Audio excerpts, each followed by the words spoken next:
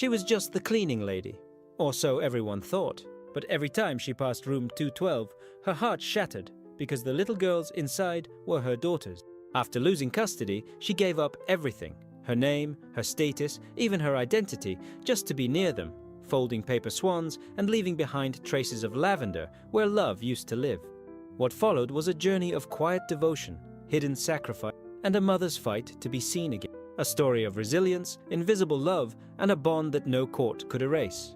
Get ready. This one will stay with you long after it ends. Subscribe to the channel, like the video, and tell us where you're watching from. Sometimes the greatest acts of love remain unseen, like fingerprints on a window that catch the light only at certain angles. The scent of antiseptic hung in the air like an unwelcome guest. Eleanor's fingers trembled slightly as she guided the mop across the gleaming floor, her movements deliberate and measured. The hospital corridor stretched before her, a sterile canvas of whites, pale blues. She kept her head down, shoulders hunched beneath the weight of her secret. Room 212 was just ahead. The soft beeping of monitors filtered through the partially open door. Eleanor slowed her pace, allowing the quiet squeak of her rubber-soled shoes to announce her presence without drawing attention. No one paid much mind to the cleaning staff. They were furniture, background, invisible. This was both her wound and her salvation. From the edge of her vision, she caught a glimpse of golden hair splayed across a pillow. Sophie, her younger daughter by 4 minutes. Beside her, in the adjacent bed, lay Lily, always the protective one, even in sleep. The twins had their father's aristocratic nose, but their eyes, those were hers. Windows to souls she had carried beneath her. Heart for 9 months, yet now belonged to a world that had legally erased her presence from their lives. Elena moved the mop with extra care, prolonging each stroke, savoring these stolen moments. She slipped her hand into her pocket, fingers brushing against the small origami swan she had folded during her break. Blue paper, like the color of the lake where they had spent summers before everything fell apart. Before she became the woman who floors instead of the woman who tucked her children into bed at night. The nurse on duty, Nurse Maya, according to her badge, glanced up from her station. Their eyes met briefly. Elena looked away first, her heart hammering against her ribs. Had she lingered too long? Had her mask of indifference slipped? "Excuse me," Elena murmured, pulling her cart aside to let a doctor pass. Dr. Harrington nodded absently, his attention focused on the chart. He was the twins' physician, a man who knew more about her daughters' daily lives than she did.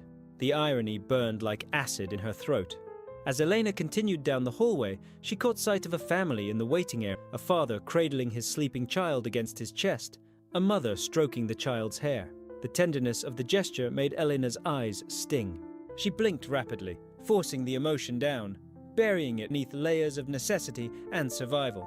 Tonight, after her shift ended, she would return to her rented room in Mrs. Patel's boarding house, where the walls were thin enough to hear the neighbor's television through them. She would wash her uniform in the sink with bar soap, hang it to dry over the shower rod, and sit by the window, imagining what her daughters might. Then she would fold more paper swans, infusing each crease with whispered prayers and unspoken lullabies. This was her life now, a shadow existence on the periphery of what mattered most. Yet she would choose it again and again, without hesitation. Because being the invisible woman who cleaned the floors outside her daughter's hospital room was infinitely better than being the woman who wasn't there at all. 6 months earlier, Elena Blackwood had sat in a courtroom, hands clasped so tightly her knuckles blanched white. The judge's words had fallen like stones into still water, creating ripples that would eventually drown her former life. In the matter of custody regarding minors, Sophie and Lily Blackwood, this court grants full custody to the father, Richard Blackwood, with no visitation rights for the mother, Elena Blackwood, pending further psychological evaluation and court approval. The gavel struck with devastating finality. Richard had won. His team of expensive lawyers had painted her as unstable, unfit, a woman whose emotional breakdown following the twins' diagnosis made her a liability rather than an asset to their care. They spoke of her erratic behavior, her inability to cope with medical decisions, and most damning of all, the night she had been found, sobbing uncontrollably in the hospital chapel instead of at the girl's bedside during a critical treatment. What the court records didn't show were the sleepless nights Eleanor had spent researching their condition, the way she had learned to administer medications with steady hands despite her terror, or how she sang to them even when her voice cracked with exhaustion. The record didn't show how Richard had been absent for weeks during business trips, leaving her alone to face each new medical crisis. "You're making a mistake," she had whispered to her ex-husband as they left the courtroom. "They need both of us." Richard's face had remained impassive, the same expression he wore during difficult business negotiations. "What they need is stability. I can provide that. You can't even keep yourself together." "Please," she had begged, her voice breaking. "At least let me see them. They'll think I abandoned them." "That's not my problem," he had replied, straightening his Italian silk tie. "The girls need to focus on getting better, not dealing with your emotional neediness. My new assistant is perfectly capable of handling their care schedule." The words had struck like physical blows. Assistant? Schedule? As if her daughters were appointments to be managed, rather than children who needed their mother's love. In the weeks that followed, Elena's life unraveled with frightening. Richard's influence extended beyond the courtroom. Suddenly her friends stopped returning calls. Her volunteer position at the art museum was regretfully terminated, and she found herself increasingly isolated in the sprawling Tudor home that had once bustled with family life. The final breaking point came when she discovered that Richard had moved the twins to an exclusive private medical facility across town, without informing her. When she arrived at their previous hospital, a sympathetic nurse had quietly slipped her the new address on a prescription pad. Her eyes filled with unspoken compassion. That night, Eleanor stood outside Northside Children's Specialty Clinic, rain plastering her hair to her face as she peered through the gates. Security guards patrolled the perimeter. A receptionist had already turned her away once, citing the court order that prevented her from seeing her children. Desperation crystallized into clarity. If she couldn't enter as Elena Blackwood, she would find another way. The transformation began with practicalities. She withdrew cash from her accounts before Richard could freeze them completely. She moved out of their home into a modest boarding house in a neighborhood where no one would recognize the former Mrs. Blackwood, socialite and arts patron. She dyed her honey blonde hair a nondescript brown and cut it short. She practiced slouching, speaking more softly, making herself smaller and less noticeable. Most importantly, she created a new identity, Eleanor Morales, a widowed immigrant with limited employment history but a willingness to work hard. With forged documents purchased through channels she never knew existed before desperation drove her to find them, she applied for a janitorial position at Northside Clinic.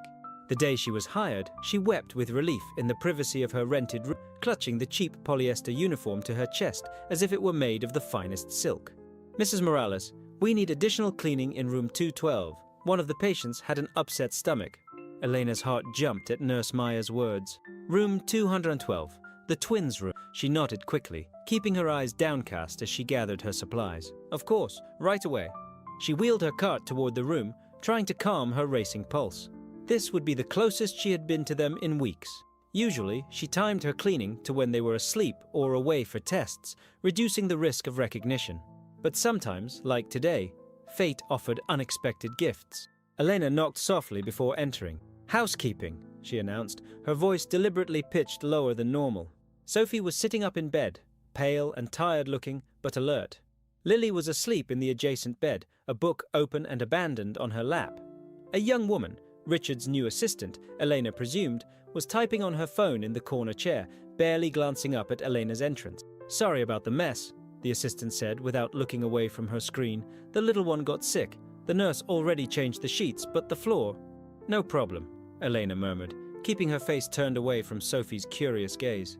"It happens." She moved to the far side of the room, mopping where the assistant indicated. Her hands worked automatically while her senses absorbed every detail of her daughter's presence. Sophie's favorite stuffed elephant was still propped against her pillow.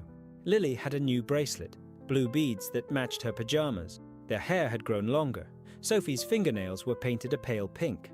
So many changes in just a few months. So many moments lost. "You smell like flowers," Sophie said suddenly. Elena froze, then forced herself the lavender oil. She had forgotten to leave it behind today. "Just my hand lotion," she replied softly. "My mom used to smell like lavender," Sophie continued, her voice small and wistful. "Before she went away." The assistant finally looked up from her phone with a frown. "Sophie, remember what your father said about discussing that. Focus on getting better, okay?" Elena's throat constricted. They were forbidden from even mentioning. Richard was trying to erase her, not just from their lives, but from their memories as well. "I'm sorry about your mom," Elena managed to say, the words scraping her throat raw. Sophie shrugged, picking at a loose thread on her blanket. Dad says she was too sad to take care of us properly. That's why she can't visit. The assistant cleared her throat pointedly. Sophie, that's enough. Let the cleaning lady do her job. Elena finished mopping quickly, her vision blurring. As she turned to leave, she noticed Sophie watching her intently. For one terrifying moment, she thought she saw a flicker of recognition in her daughter's eyes. But then, Sophie yawned and turned toward the window, the moment passing like a cloud across the sun. In the hallway, Elena leaned against her cart, drawing deep breaths. They thought she had abandoned them. They were being taught to forget her. The realization cut deeper than any knife. As she pushed her cart toward the supply closet, she passed Dr. Harrington, who was speaking with Nurse Meyer at the station. Elena kept her head down, but not before catching a fragment of their conversation. Emotional state is concerning, the younger one especially. Children need more than medical care to heal properly. The father rarely visits himself, Nurse Meyer replied, her voice lowered. Just sends that assistant who's always on her phone. Elena slowed her pace, straining to hear more. Their last blood work showed minimal improvement despite the new treatment protocol, Dr. Harrington continued. I've seen this before. Children who lose the will to fight. They need something more than medication. His words planted a seed of both fear and determination in Eleanor's heart. Her daughters weren't just suffering physically. They were emotionally adrift. Perhaps being the invisible cleaning lady wasn't enough. Perhaps she needed to find a way to reach them, even without revealing herself. That night, when the clinic was quiet and most of the staff had gone home, Eleanor returned to room 212 with her cleaning cart. The night nurse was busy with a new admission at the other end of the hall. Eleanor slipped inside, her heart pounding. Both girls were asleep, their faces peaceful in the soft glow of the nightlight. Eleanor moved silently to Sophie's bedside, drinking in the sight of her daughter's face. She longed to touch her, to brush back the wisp of hair that had fallen across her forehead. But she didn't dare. Instead, she took the blue origami swan from her pocket and placed it on the windowsill where morning light would catch it. Then she pulled out a second swan for Lily's side. Sleep well, my darlings, the words barely audible. Mama loves you, always. As she backed toward the door, Sophie stirred slightly, mumbling something in her sleep. Eleanor froze, waiting until her daughter settled again before slipping out as quietly as she had entered. In the corridor, she nearly collided with Nurse Meyer, who was returning from her break. Mrs. Morales? The nurse frowned. Is everything all right? Just checking supplies, Elena stammered. Some rooms were running low on toilet paper. Nurse Meyer's gaze lingered on Eleanor's face, her expression unreadable. The night shift handles restocking. I didn't realize. I'm still learning the routine. Sorry. No harm done. You should go home. Your shift ended. Elena nodded, pushing her cart quickly toward the service elevator, feeling Meyer's eyes on her back. The nurse had noticed something. She was sure of it. She would need to be more careful. Yet, as she rode the bus back to her boarding house that night, Eleanor couldn't bring herself to regret the risk she had taken. For the first time in months, she had stood in the same room as her sleeping daughters and whispered her love to them. It was a small victory, but it was hers. And tomorrow, when they woke, they would find the swans, a message they might not understand consciously, but might feel in some deep, unnameable place within them. A reminder that they were still loved, still remembered, still held in someone's heart. It would have to be for now. The blue origami swans became Elena's secret messenger. Every few days, she would leave a new one somewhere in the twins' room. On the windowsill, tucked beside the television remote, perched atop the stack of magazines, small tokens of presence, of persistence, of love.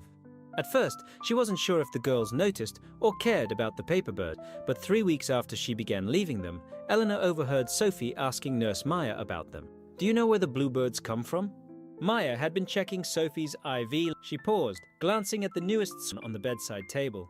I'm not sure, sweet. Do you like them? Lily and I used to make them with our mom, Sophie replied. She taught us how to fold the paper just right. Elena, who had been dusting the hallway display case within earshot, felt her heart skip. They remembered. Maybe one of the volunteers made them for you, Meyer suggested. No, Sophie said with surprising certainty. These are special. See how the wings curve? That's how Mom showed us. It's like... She hesitated. It's like she's sending us a message. Later that day, Elena found Nurse Meyer studying her as she cleaned the nurse's station. The girls seemed to look forward to finding those paper birds, Meyer remarked casually. Interesting skill, origami. Did you learn it in your home country? Elena kept her expression neutral despite the alarm bells ringing in her. My grandmother taught me when I was young. It passes the time. Meyer nodded slowly. The blue swans have a particular meaning for... Did you know that? No, Elena lied. I just thought they might brighten their day. Maya adjusted her watch, her dark eyes thoughtful. Well, whoever's leaving them has given those girls something to smile about. God knows they need it. The conversation left Elena unsettled. Maya suspected something, perhaps not the full truth, but enough to be dangerous. Yet the nurse hadn't reported her, at least not yet. Elena wondered why. She got her answer the following Tuesday, when she arrived for her evening shift and found Maya waiting in the staff locker room, alone. Mrs. Morales said quietly, "Or should I call you something else?" Elena's hands grew cold. "I don't understand." "I think you do." Maya closed the locker room. "You're not just some random cleaning lady who happens to make the exact same origami swans that the twins associate with their mother. You linger outside their room. You watch them when you think no one's looking." Elena backed away, her throat tight with fear. "Are you going to report me?" Maya studied her for a long moment. "Why are you here? What's your real connection to those girls?" The question hung in the air between them. Elena weighed her options. Denial was pointless. Maya clearly suspected too much already. The truth might end everything, but lies would only prolong the inevitable. Elena whispered, the words both a relief and a terror to speak aloud. "I lost custody 6 months ago. Their father won't let me see." Understanding dawned in Maya's eyes. The mother they keep talking about. The one who went away. Elena nodded, tears threatening. "He's convinced them I abandoned them. I couldn't stay away completely. Even if all I can do is clean their room and leave paper swans. You know this is illegal, right? Identity fraud, trespassing, violating a court order." "I know." Elena met Maya's gaze directly.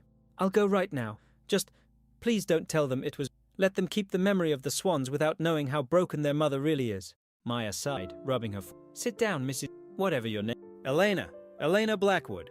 "Well, Elena, I should report you. I could lose my license for keeping this quiet." Elena sat heavily on the bench, resignation washing over her. "I understand. But," Maya continued, "I'm raising my sister's son because she's struggling with addiction. The system isn't always right about what children need." Hope flickered in Elena's chest. "What are you saying?" "I'm saying I've watched Depressed Eve until the swans now they talk, fighting their illness differently." Maya leaned against the lockers. Dr. Harrington has noticed too. The emotional component of healing is real. Those girls miss their mother. "I miss them too," Elena whispered, "more than I can say." "This situation can't continue indefinitely," Maya said. "You'll get caught eventually, and when you do, you'll lose any chance of legal visitation in the future." Elena nodded, wiping away tears. "I know, but what choice do I have?" Maya was quiet for a moment, thinking. Dr. Harrington is a good man. He puts his patients first. He might be willing to help if he understood the situation. Help how? Richard would never allow it. There are medical arguments for emotional support during treatment, if the doctor believes the girls would benefit from having contact with their mother. Maya shrugged. "It's worth a conversation." Elena stared at her, hardly daring to. "Why would you risk your job for me?" Maya's expression softened. "Because every night when I tuck my nephew in, I thank God that someone gave me a chance to be there for him. And because those girls light up like Christmas trees whenever they find one of your swans." For the first time in months, Elena felt something other than fear and grief. A tiny seed of possibility, of change, of hope. "What do I need to do?" she asked. "Keep your head down. Continue your work as usual, and meet me and Dr. Harrington tomorrow after your shift. 8 p.m. in his office." Elena nodded, her heart racing with equal parts terror and anticipation. "Thank you. Don't thank me yet. This could still end badly, but those girls deserve a chance to know their mother loves them, even if she had to become invisible." Dr. Harrington's office was a sanctuary of organized chaos. Medical journals stacked beside children's drawings, diplomas hanging next to crayon artwork. The man himself sat behind his desk, fingers steepled as he listened to Elena's story without interruption. His face, lined with years of witnessing both healing and heartbreak, remained impassive until she finished speaking. "So you falsified documents, obtained employment under false pretenses, and have been essentially stalking your children," he summarized, his tone neutral. Elena flinched at the harsh reality of his words. "Yes. All because you want to be near them. All because I love them," corrected gently. "They're everything." Dr. Harrington leaned back in his chair, studying her. "Mrs. Blackwood, I've been treating children with serious illnesses for over 20 years. I've seen how emotional well-being affects physical recovery. The twins' response to their treatment has improved since these mysterious origami birds started appearing." Hope flickered in Elena's chest. "Has it? Marginally. But in cases like theirs, margins matter." He turned to Maya, who stood quietly by the door. Nurse Maya tells me you've never attempted direct contact, never spoken to them as their mother. No, I couldn't risk confusing them. Eleanor twisted her hands in her lap. Richard has told them I abandoned them. If they discovered the truth suddenly, it might be too traumatic. Dr. Harrington nodded slowly. That shows restraint and consideration for their emotional state, not the actions of someone unfit to parent. Richard convinced the court I was emotionally unstable, Eleanor explained, the old humiliation burning fresh. After their diagnosis, I did fall apart for a while. The fear was overwhelming. Having treated many children with serious conditions, I've rarely met a parent who didn't fall apart at some point, Dr. Harrington remarked dryly. The difference is in who puts themselves back together for the sake of their child. He stood, moving to the window that overlooked the hospital gardens. What you've done is illegal, unethical by professional standards, and incredibly risky. It's also one of the most dedicated acts of parental love I've witnessed in my career. She looked up, startled. I'm not condoning your methods, he clarified, but I understand your motivation, and more importantly, I believe your daughters would benefit from having you back in their lives, properly, legally.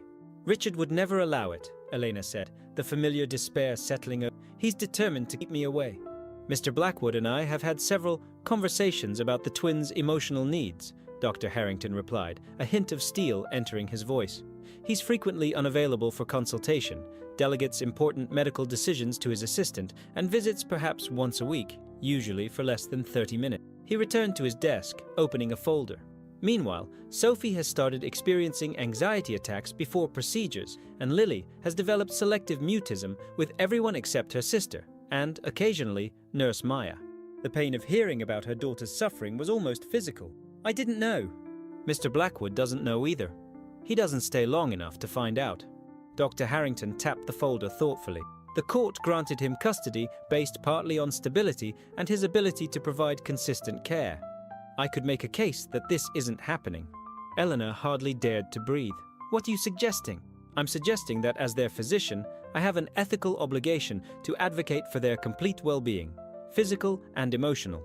If I believe having contact with their mother would benefit their treatment outcome, I can recommend it officially. Richard would fight it, Elena warned. Perhaps, but a recommendation from their specialist, backed by medical observations and progress notes, would be difficult to dismiss entirely. He paused. However, this would mean revealing your current situation, the identity fraud, the deception. Elena closed her eyes briefly. I could lose everything. Again. Yes, and you could face legal consequences. But the girls might have a chance to know their mother loves them enough to risk everything, he finished first. It's your decision, Mrs. Black. I can only offer to support you medically if you choose to pursue legal visitation. Eleanor thought of her daughters sleeping just a few corridors away, of the blue swans that served as poor substitutes for a mother's embrace, of Sophie's belief that she had been abandoned. The choice, in the end, wasn't really a choice at all. I'll do it, whatever it takes. Dr. Harrington nodded as if he had expected nothing less. Then we have work to do. The legal process began with a letter from Dr. Harrington to the family court judge who had handled Elena's custody. In measured clinical language, he detailed the twins' emotional regression and explained his professional opinion that supervised contact with their mother would benefit their treatment outcome. Elena lost her job at the clinic immediately after her true identity was revealed, an expected consequence that still stung. Mrs. Patel, her landlady, allowed her to stay at the boarding house despite her sudden inability to pay rent, moved by Elena's story and offering a grace period. Until things sort themselves out, dear.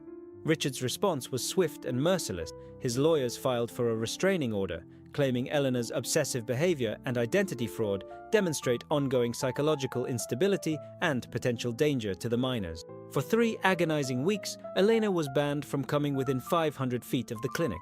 She stood across the street each evening, rain or shine, staring up at the lit window of room 212, imagining her daughters inside. Sometimes she brought a blue origami swan, holding it in her palm like a talisman. On the 4th Wednesday of her exile, Dr. Harrington joined her unexpectedly, appearing beside her on the rain-slicked sidewalk with an umbrella large enough to shelter them both. They ask about you, he said without preamble.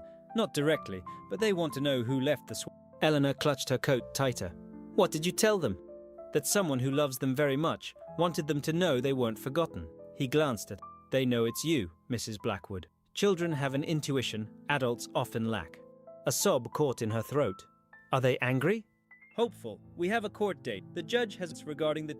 Elena nodded, her gaze still fixed on the distant window. Thank you. Don't thank me yet, echoing Maya's earlier words. Richard Blackwood is a powerful man with excellent lawyers. But he doesn't have the truth, Elena replied softly. Dr. Harrington's expression softened. No, he doesn't have that. They stood in silence for several minutes, watching as a nurse, perhaps Maya, drew the curtains in room 212. You should know, Dr. Harrington said finally, that I've compiled quite a file. Medical records, nursing observations, even recordings of the girls talking about the cleaning lady who smells like flowers and how the bluebirds make them feel brave. Hope bloomed in Elena's chest. Do you think it will be enough? I think, he replied carefully, that the truth has a way of demanding to be heard. Eventually. As they parted ways, Elena pressed the origami. Would you? Just so they know I'm still... He accepted it with gentle reverence, tucking it carefully into his breast pocket. Every night, Mrs. Blackwood, until you can deliver them yourself. The courtroom was smaller than Elena remembered, the wooden benches harder, the air stuffier. She sat beside her new attorney, a young woman from a non-profit legal aid organization who had taken her case pro bono. Across the aisle, Richard's legal team filled an entire row. Their expensive suits and confident postures a stark contrast to Elena's simple dress and trembling hands. Richard himself sat rigidly in front of his lawyers, his back to Elena, refusing to acknowledge her presence. She had once loved this man, had built a life and family with. Now he was a stranger, wielding the law like a weapon against her. Judge Martinez entered, and the proceedings began with clinical efficiency. Richard's lead attorney spoke first, painting Elena as disturbed, obsessive, and potentially dangerous. Her identity fraud was presented as evidence of continuing psychological deterioration and disregard for legal boundaries. Elena kept her eyes fixed on her folded hands, enduring the character assassination in silence. When it was her attorney's turn, the young lawyer rose with surprising confidence. Your Honor, we're not here to dispute that Mrs. Blackwood made desperate choices. We're here to examine why a mother with no history of abuse or neglect felt so desperate in the first place, and whether the current arrangement truly serves the best interests of Sophie and Lily Blackwood. Dr. Harrington testified next, his professional demeanor lending weight to his words as he detailed the twins' emotional regression. He presented charts showing the correlation between their psychological well-being and their physical response to treatment. In my professional opinion, he concluded, these children are suffering from a specific type of emotional trauma, the unexplained loss of their mother. The introduction of the origami swans, items they associate with maternal care, has had a measurable positive effect on their emotional state and, consequently, their physical recovery.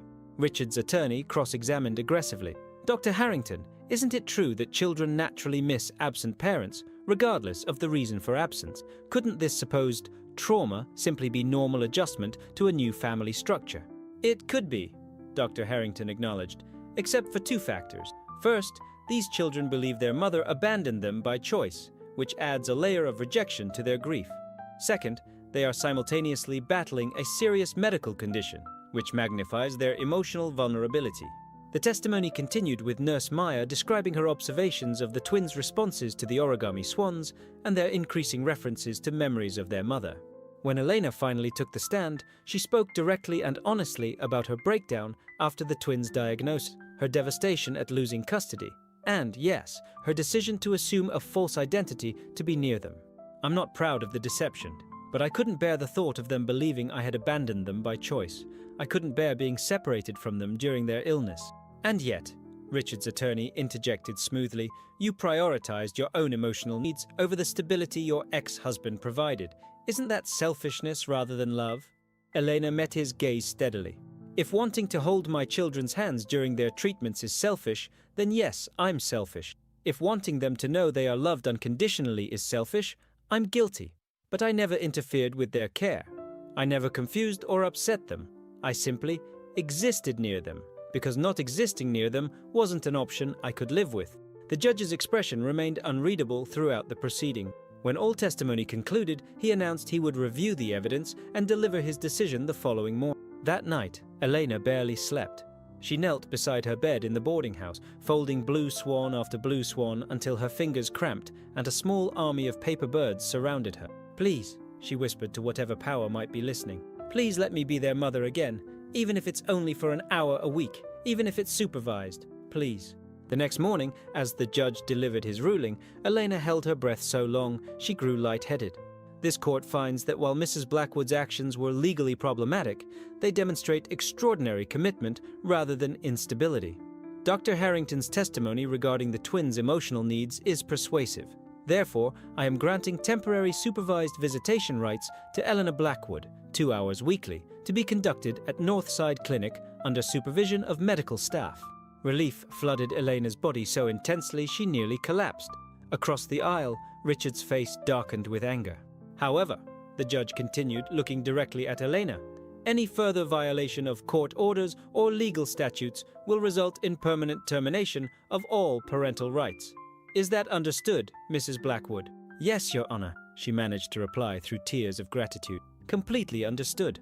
Outside the courtroom, Richard confronted her, his voice low and controlled despite the fury in his eyes. This isn't over, Elena. You think you've won, but you've only proven how unstable you are. No judge will ever grant you full custody after what you've done. Elena met his gaze calmly. This isn't about winning, Richard. It's about Sophie and Lily having both parents in their lives, something you took from them. I protected them from your emotional. You punished me for showing fear instead of your precious. His jaw tightened. You'll slip up eventually, and when you do, I'll be waiting. As he strode away, Elena felt a strange sense of peace wash over her. Richard's threats couldn't touch the joy of knowing she would soon hold her daughters again, officially, openly, without hiding behind a mop and uniform. The first supervised visit was scheduled for Thursday afternoon. Elena arrived at the clinic an hour early, her heart thundering in her chest. She had washed her hair 3 times to remove all traces of the brown dye, letting her natural blonde color shine through again. She wore a simple blue dress, the twins' favorite color, and carried a small bag containing origami paper and 2 silver lockets with family photos inside. Dr. Harrington met her in his office, his expression gentle but serious. We've prepared the girls as best we could. They know their mother has been granted they know about the swap, but this will still be emotional. Elena nodded, twisting her hands nervously. Should I explain why I was pretending to be someone else? Will they understand? Children understand more than we give them credit for, he replied, especially children who have faced serious illness. Just be honest in ways they can grasp. Maya appeared at the... They're ready. Elena followed them down the familiar corridor, past the nurse's station where she had once pushed her cleaning cart, toward room 212. With each step, her legs felt heavier, her breath shorter. What if they rejected her? What if they were angry? What if Richard had poisoned their minds against her completely? At the doorway, she hesitated. Through the partially open door, she could see Sophie sitting up in bed, wearing a blue headband Elena had never seen before. Lily was in a wheelchair beside her, a book open in her lap, though she wasn't reading it. Both girls were staring at the door with expressions of nervous and... Go on, Dr. Harrington encouraged quietly. They've waiting for this moment too. Taking a deep breath, Elena stepped into... Time seemed to slow as the twins' eyes found her, really saw her. For the first time, Sophie's mouth opened in a small O of surprise. Lily's hands tightened visibly on her book. Hello, my darlings, Elena said softly, her voice breaking. It's me. It's Mama. For one terrible moment, no one moved. Then Sophie whispered, You're the cleaning lady, the one who smells like flowers. Elena nodded, tears spilling onto... I was. I'm so sorry I couldn't tell you who... Dad said you went away because you didn't want to see us sick, Lily said, her voice small and uncertain. He said it was too hard for you. The accusation cut deep, but Eleanor moved closer, kneeling beside Lily's wheelchair. That wasn't true, sweetheart. Being away from you was the hardest thing I've ever done. I would have given anything to be with you. Then why did you leave? Sophie demanded, tears welling in her eyes.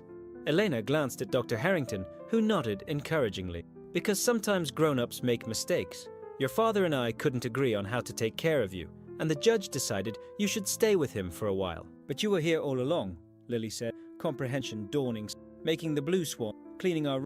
I was, Eleanor. I couldn't stay away completely, even if all I could do was make sure your floor was clean and leave you little reminders that you were loved. Sophie slid out of bed, her IV pole rolling beside her as she approached Elena cautiously. You didn't forget us. Never. Opening her arms but not moving to embrace her, letting Sophie choose. Not for one single minute of Sophie stepped into her mother's arms then, burying her face against Eleanor's neck. The familiar weight of her child, the scent of her hair, the warmth of her small body. It was almost too much to bear after so long without it. Eleanor held her gently, mindful of the IV line, as tears flowed free. "You smell the same," Sophie murmured. "Like home." Lily remained in her wheelchair, watching with cautious hope. Eleanor extended one hand toward her, not pushing, just offering. "Missed you so much, Laura, both of you, every day." Slowly, Lily wheeled herself closer and reached for her mother's hand. When their fingers touched, a sob escaped the girl's throat, and suddenly she was struggling to get out of the chair. Dr. Harrington moved quickly to help her, lifting her gently into Elena's free arm. And there they were, mother and daughters, holding each other after months of separation, their tears mingling as they rocked together in a small circle of reconnection. Maya quietly dabbed at her own eyes from the doorway. "I'm sorry," Eleanor whispered against their hair. "I'm so sorry I couldn't be with you properly. I'm sorry you thought I'd abandoned you." "The swans helped," Lily said between sniffles. "We knew someone remembered." "We started making them too," Sophie added, "to send messages back to whoever was leaving them." Elena pulled back slightly, surprised. "You did?" Lily pointed to the windowsill, where a row of small, somewhat lopsided blue swans stood in form. "We thought maybe they would find their way to you somehow." The simple faith of children, that paper birds might carry messages across impossible distances, broke Eleanor's heart and healed it simultaneously. "They did," she assured them, pressing kisses to their foreheads. They absolutely did. The remainder of the visit passed in a blur of tears, laughter, and whispered confidence. Eleanor showed them how to fold the swans properly again, their fingers remembering the patterns despite the months apart. She fastened the silver lockets around their necks, promising that even when they couldn't see each other, they would always be connected. When Dr. Harrington gently reminded them that the visit was ending, both girls clung to their mother with renewed desperation. "Will you come back?" Fear creeping into... "Yes," Elena promised firmly. "Every week, for as long as they'll let me, and someday, hopefully more often than that." "What if Dad gets mad?" Lily whispered. Elena smoothed her daughter's hair back from her forehead. "Your father and I may not agree on everything, but we both love you very much, and the judge has said I'm allowed to visit now, so that's what will happen." As she prepared to leave, Eleanor found herself trembling with the effort of letting go. Dr. Harrington noticed and placed a steadying hand on her shoulder. "Same time next week, Mrs. Blackwood," he said, kindly but firmly. "They'll be waiting for you." Elena nodded, swallowing hard. "I'll be here. Wild horses couldn't keep me away." At the door, she turned back for one last look. Both girls were holding their blue swans, watching her with eyes that now held recognition and love, instead of the polite indifference they had shown the cleaning lady. "I love you," said simply. "Every minute of every day." "We love you too, Mom." As she walked down the corridor, Elena felt lighter than she had in months, despite the tears still drying on her. She had gone from invisible to seen, from erased to acknowledged, from lost to found. It was only a beginning, 2 hours a week under supervision. But it was more than she'd had yesterday, and for now, that was enough. The weekly visits became the center of Elena's reconstructed life. Every Thursday at precisely 2 p.m., she would arrive at Northside Clinic with art supplies, books, or small treats approved by the medical staff. For 2 precious hours, she was simply Mama again, reading stories, helping with homework sent from the twins' school, or sometimes just sitting quietly while they napped, her presence itself a comfort. Dr. Harrington observed the first few visits personally, but eventually delegated the supervision to Nurse Maya, who maintained a discreet distance while remaining present as required by the court order. "They're different when you're here," Maya remarked during the 5th visit. "More resilient. They fight harder during treatments because they know you're coming on Thursday." Elena nodded, watching as the twins collaborated on a colorful get-well card for another child on their floor. "Having something to look forward to makes all the difference." "It does," Maya agreed. "For all of you." Between visits, Elena rebuilt her life piece by piece. She found a small apartment closer to the clinic, took a job as a receptionist at a local art gallery, and began attending support groups for parents of children with serious illnesses. The other parents welcomed her without judgment, understanding all too well how the fear of losing a child could drive someone to desperate measures. Richard remained coldly civil during the rare occasions their paths crossed at the clinic. He had adjusted his own visiting schedule to avoid Eleanor completely, communicating only through his assistant or the medical staff. The twins never mentioned their father during Elena's visits, and she never asked, an unspoken boundary that protected their precious time together. 6 weeks into the new arrangement, Dr. Harrington called Eleanor into his office before her regular visit. His expression was more serious than usual. The twins' last round of treatment showed significant improvement. He began, sliding a chart across his desk. Their immune response is strengthening, inflammation markers are down, and their energy levels have improved notably. Eleanor studied the chart, hope rising in her chest. That's wonderful news. It is, he agreed, and it presents an opportunity. They're stable enough now for day passes, short excursions outside the clinic as long as they avoid crowds and return for their evening medications. She looked up sharply. Are you saying? I'm saying that medically, I would recommend expanding your visitation to include supervised outings, perhaps to the botanical gardens across the street or the children's museum during their private hours. He smiled slightly. As their physician, I believe the emotional benefits would outweigh any minor risks. Elena's hands trembled as she set down the chart. Richard would never agree. Mr. Blackwood has already approved the concept of day pass, Dr. Harrington countered. He's planning to take them to his mother's house this weekend. But that's different. He won't want me to... Mrs. Blackwood, Dr. Harrington interrupted gently, the court granted me significant discretion regarding visitation parameters, provided they don't interfere with medical treatment. If I recommend these outings as therapeutic, Richard would need to demonstrate medical harm to prevent them. Eleanor stared at him, hardly daring to believe what she would... You would do that? For my patients? Without hesitation, he leaned forward. I've watched you with those girls for weeks now. You're not the unstable person described in those court documents. You're a mother who made a desperate choice out of love and who has proven her commitment to following rules, even difficult, to be with her children. Tears welled in Elena's eyes. Thank you. Don't thank me yet, he said with a wry smile, repeating what had become something of a mantra between them. Richard still has considerable influence, but I believe with time and continued demonstration of your stability, we can gradually expand your role in the twins' lives. When Elena entered room 212 that day, the girls immediately sensed her heightened emotion. What's wrong, Mama? Lily asked, always the more perceptive of... Nothing's wrong, sweetheart, Eleanor assured her, sitting on the edge of the bed. Actually, I have wonderful news. Dr. Harrington says you're both doing so well that you might be able to go on short trips outside the clinic soon. Sophie's eyes widened. Like to the park? Maybe, if you're feeling strong enough. Eleanor squeezed their hands. And if it's okay with everyone involved, I might be able to take you. The twins exchanged glances, a silent communication that had always fascinated Elena. Would Dad be mad? Lily voiced the concern foremost in both their... Elena chose her words carefully. Your father wants what's best for you. Dr. Harrington believes these outings would be good for your health. We'll all need to work together to make sure you're safe and happy. But you'd be there, Sophie pressed. Not just the nurses? I would be there, Elena confirmed. That's the hope. The girls' excitement was palpable as they began planning where they might go, what they might see. Eleanor listened, her heart full, careful not to promise anything specific until the arrangements were finalized. As she was leaving that day, Maya handed her a folded note. Dr. Harrington asked me to give you this. Alone in the elevator, Elena unfolded the paper to find a short message in the doctor's precise handwriting. Northside Children's Spring Fundraiser Gala, Saturday, May 12th. 7 p.m. Your presence would be valuable. Formal invitation to follow. J.H. Eleanor frowned, puzzled. Why would Dr. Harrington want her at a fundraising event? She wasn't wealthy, had no connections, and surely Richard would be there, representing the Blackwood family's generous donations to the clinic. Still, she trusted the doctor's judgment. If he thought her presence would serve some purpose, she would find a way to attend. The Northside Children's Clinic Spring Fundraiser Gala transformed the austere hospital atrium into an elegant venue, with twinkling lights suspended from the ceiling and tables draped in blue linens, the clinic's signature color.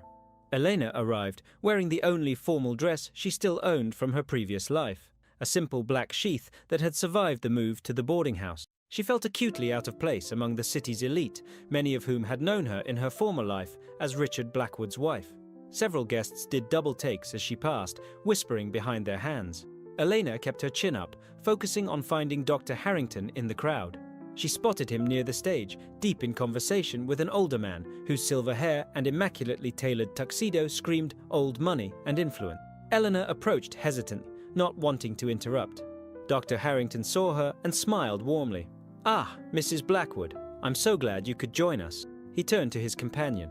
Mr. Thornfield, may I introduce Elena Blackwood? Mrs. Blackwood, this is Edward Thornfield, one of our most generous benefactors. Elena extended her hand, expecting a quick, polite greeting. Instead, Mr. Thornfield clasped her hand between both of his eyes kind behind wire-rimmed glasses. "So you're the origami swan mother," he said with surprising warmth. "I've heard quite a story about it." Elena glanced questioningly at Dr. Harrington, who nodded reassuringly. "Mr. Thornfield has been particularly interested in our emotional support initiatives for pediatric patients," he explained. "Indeed," the older man confessed. "My late wife was a child psychologist. She always believed that healing the heart was as important as healing the body." He gestured toward the stage. "I believe they're about to begin the program. Shall we find our seat?" To Elena's surprise, she was directed to a table near the front, alongside Dr. Harrington, Nurse Maya, and several other medical staff members. From this vantage point, she could see Richard seated at a table on the opposite side of the room, surrounded by businesses. He had noticed her presence, his expression darkening briefly before he masked it with practiced indifference. The hospital director opened the evening with the usual thanks to donors and updates on clinic achievements. Then, Dr. Harrington was invited to the podium to speak about innovative approaches to pediatric care. "Medical science continues to advance remarkably," he began, "but at Northside, we've been exploring the connection between emotional well-being and physical recovery. Tonight, I'd like to share a story that illustrates this principle beautifully." Elena's breath caught as she realized what was. Several months ago, 2 of our young patients, twin girls battling a rare autoimmune condition, began finding small blue origami swans in their room. These paper birds became a source of comfort, a mysterious connection to someone who cared. Their emotional state improved dramatically, and with it, their response to treatment. Dr. Harrington paused, scanning the audience. What we didn't know initially was that these swans were being left by their mother, a woman who had lost custody during a difficult divorce and who had taken a job as a janitor at our facility, just to be near her children when they needed her most. A murmur rippled through the crowd. Elena felt heat rising in her cheeks as several heads turned in her direction. "I'm not sharing this to debate the legal or ethical complexity, Dr. Harrington. I'm sharing it because it demonstrates something profound about healing. Love is medicine too. This mother's dedication, her willingness to surrender everything, even her identity, to support her children through illness, created a measurable improvement in their condition." He gestured toward a screen where a chart appeared, similar to the one he had shown Elena in his office. "These are actual results from before and after regular maternal contact was re-established. The improvements are significant and consistent." Elena couldn't look at Richard, couldn't bear to see his reaction to this public revelation. Instead, she focused on Dr. Harrington's words, on the validation of what she had known in her heart all along, that her presence mattered to her daughter's healing. "At Northside, we're proposing a new initiative," Dr. Harrington and the Emotional Reconnection Program would provide supervised visitation space, legal support, and counseling for families separated by circumstances but united in love for a sick child, because no parent should have to become invisible to be present for their child during illness. Applause rippled through the room as Dr. Harrington outlined the proposed program. When he concluded, Mr. Thornfield stood and approached the microphone. "I am moved by this story and convinced of the medical validity of Dr. Harrington's proposal," the elderly philanthropist. "Tonight, the Thornfield Foundation will commit $1 million to establish this program at Northside, with the hope that it will become a model for children's hospitals nationwide." The applause was thunderous. Elena sat stunned, tears streaming down her face as Maya squeezed her hand supportively. "He planned this all along," Elena whispered, "using my story to create something bigger. For all the families who can't afford to fight the way you did. For all the children who need both parents during treatment, regardless of custody battles or legal complications." After the formal program ended, Elena found herself surrounded by well-wishers, medical staff who had known her secret, parents of other patients who had heard whispers of the Swan Mother, donors eager to associate themselves with the touching story and new initiative. Through a break in the crowd, she caught sight of Richard standing alone near the bar, watching her with an unreadable expression. After a moment's hesitation, she excused herself and approached him. "You planned this public ambush," without preamble, his voice low to using our personal situation for— "I had no idea what Dr. Harrington intended to discuss tonight," Elena replied truthfully. "I was as surprised as you." Richard's jaw tightened. "Do you have any idea how this makes me look? The villain who kept a devoted mother from—" The old Elena would have apologized, would have tried to soothe his wounded pride, but she was no longer that woman. "This isn't about you, Richard, or me. It's about Sophie and Lily and all the other children who need both parents during the fight of their lives. You broke the law. You lied. You deceived everyone." "Yes," acknowledged calmly. "I did. Because you left me no choice. I had full legal custody, and you used it as a weapon, she interrupted, surprising herself with her boldness. Not because the girls were better off without me, but because you couldn't bear losing control. Richard's expression hardened. This changes nothing legally. You still only have supervised visitation, 2 hours a week. For now, Eleanor agreed. But the world knows our story now. The clinic has medical evidence of how the girls improve when I'm with them, and public opinion seems to be shifting. She gestured subtly toward the room where several people were watching their interaction with undisguised interest. For the first time, uncertainty flickered across Richard's face. He was a businessman above all else, acutely aware of public perception and its impact on his carefully cultivated image. "What do you want, Elena?" he asked finally. "The same thing I've always wanted, to be their mother, to help them heal, to share in raising them, even if we're no longer together." Richard was silent for a long moment, calculating, reassessing. "The day passes Dr. Harrington proposed," he said at last. "I won't oppose them, 1 afternoon a week, in addition to your regular visitation." It was a small concession, but a significant one. The first voluntary expansion of her access to the twins since the custody battle began. Elena nodded, not trusting herself to speak without revealing the surge of hope his words had kindled. "But," Richard continued, his voice hardening, "any hint of instability, any violation of the court parameters, and I'll fight you with everything I have." Elena said, "Thank you." As Richard walked away, Eleanor felt a strange sense of closure. The war wasn't over, but perhaps the nature of the battle was shifting, from total opposition to grudging accommodation. It was progress, however small. Dr. Harrington appeared at her side, watching Richard's retreating back. "Everything all right?" "He's agreed to the day passes," Elena said, still somewhat stunned by the development. "Without a fight." Dr. Harrington smiled slightly.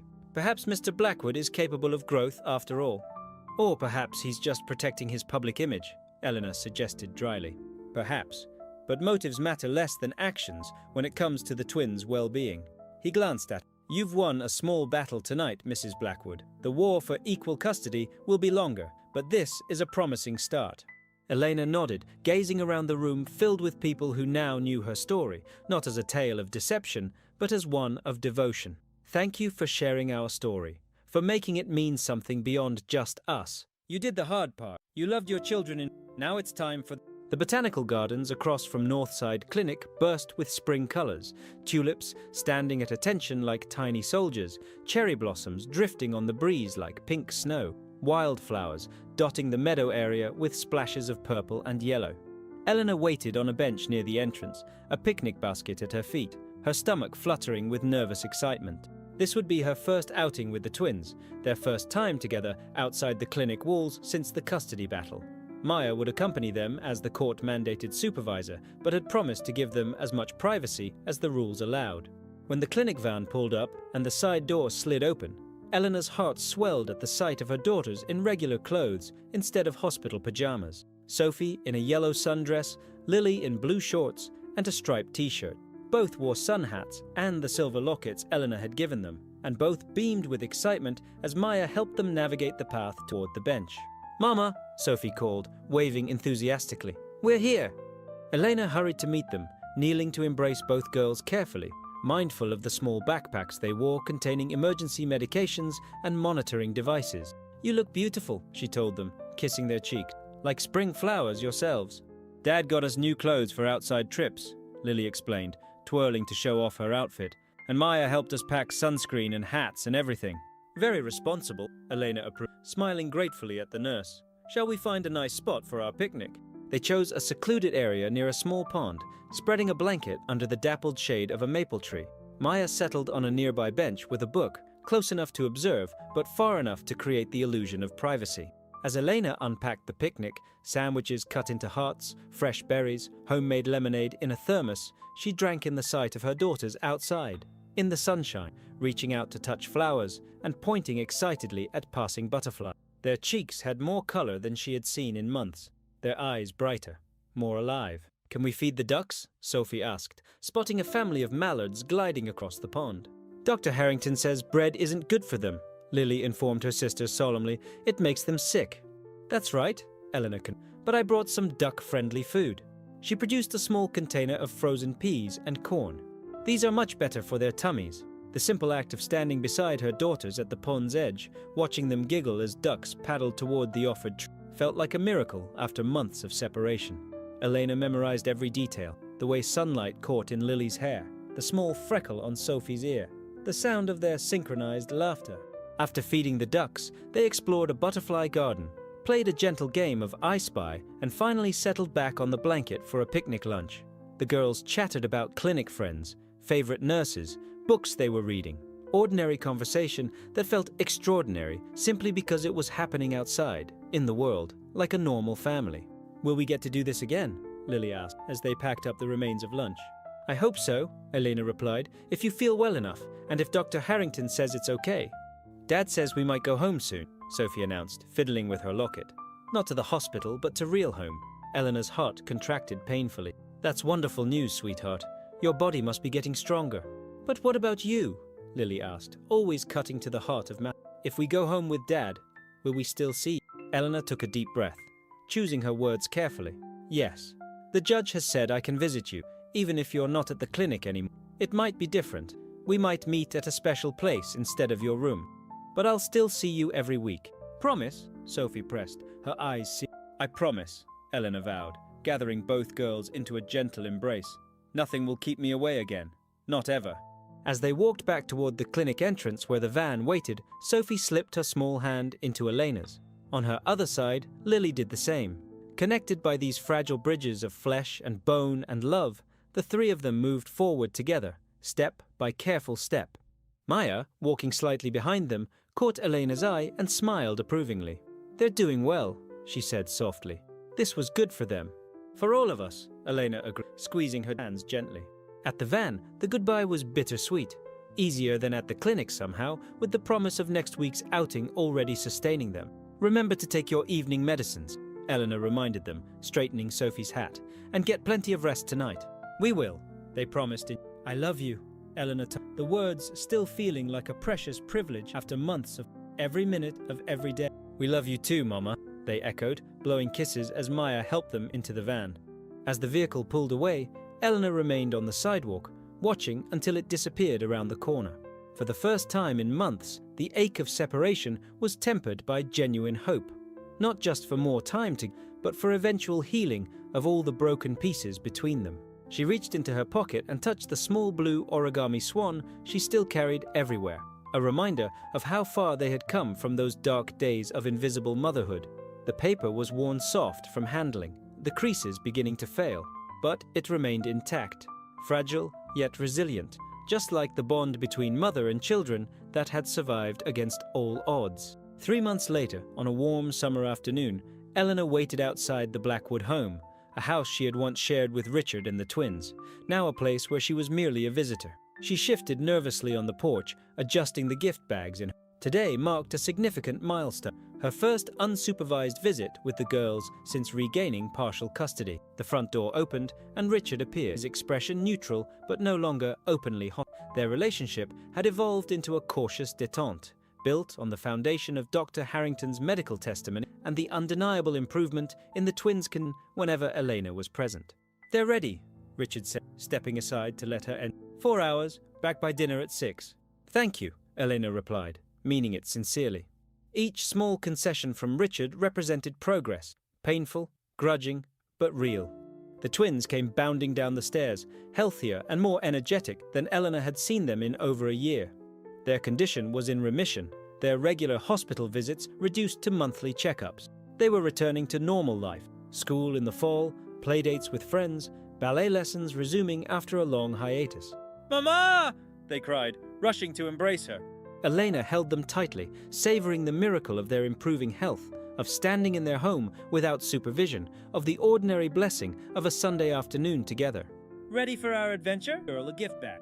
Inside, they found sun hats, disposable cameras, and small sketchbook, supplies for their planned outing to the City Botanical Gardens, a different and larger one than they had visited before. "Be careful with," they prepared to leave. The warning was directed at Eleanor, but lacked the biting edge it would have carried always. The afternoon unfolded like a gift, the three of them wandering garden paths, taking photos, sketching flowers, and simply being together without the constraints of hospital walls or watchful supervisors. The twins raced ahead occasionally, then circled back to share discoveries. A particularly beautiful bloom, a fascinating insect, a hidden statue among the greenery. Elena watched them, her heart full. They were healing, all of them, in different ways. The twins' bodies were fighting back against illness. Her relationship with them was strengthening with each visit. Even Richard was slowly, reluctantly accepting her permanent place in their lives. As they sat on a garden bench eating ice cream, Sophie asked the question Elena had been anticipating. "Will you ever live with us again, Mama?" Elena wiped a smudge of chocolate. "No, sweetheart. Your father and I won't be living together again, but that doesn't mean we can't be a family in a different way. Like Mia's parents," Lily reasoned, referring to a friend from ballet. "They live in separate houses, but they both go to her recitals and—" "Exactly like that," Elena confirmed. "Different houses, same love." "Dad's not as mad at you anymore," Sophie observed, with a child's blunt perception. "He doesn't make that face when we talk about you." Elena smiled. "That's good. We're all trying to do what's best for you two." As they walked back through the gardens toward the exit, the twins ran ahead to examine a fountain, leaving Elena momentarily alone with her. She reflected on the long journey from that desperate day when she had applied for a janitorial position at Northside Clinic. The fear, the heartbreak, the small daily humiliation, and finally, the gradual rebuilding of what had been shattered. She had lost her comfortable life, her social position, her financial security. But watching her daughters laughing by the fountain, healthy enough to run and play in the sunshine, Elena knew without doubt that she would make the same choice again. Some sacrifices were worth making, some losses worth bearing, for the sake of love. The twins returned to her side, each clutching a blue origami swan they had folded from pages of their sketchbook. "Look, Mama," Lily said proudly, "we remembered how. We thought we could start a new collection, one at your house and one at Dad's. That way, even when we're not together, we'll have the same swan." Elena knelt between them, drawing them close. "That's a beautiful idea. And when people ask about the swans," Lily continued, "we can tell them the story of how you became invisible just to find us again, and how we found each other," Elena added softly, "even when it seemed impossible." The girls nodded solemnly, tucking their paper creations carefully into their pockets before taking Elena's hands. Together, they walked toward the garden exit, toward the waiting world beyond, toward a future they would navigate together. One step, one day, one blue swan at a time. As they passed through the gates, Elena glanced back at the gardens, a place of growth, of renewal, of life asserting itself after dormant seasons. Like the flowers that pushed through soil toward sunlight, they too had emerged from darkness into something new and hopeful. They had survived the winter. Spring, at last, had come.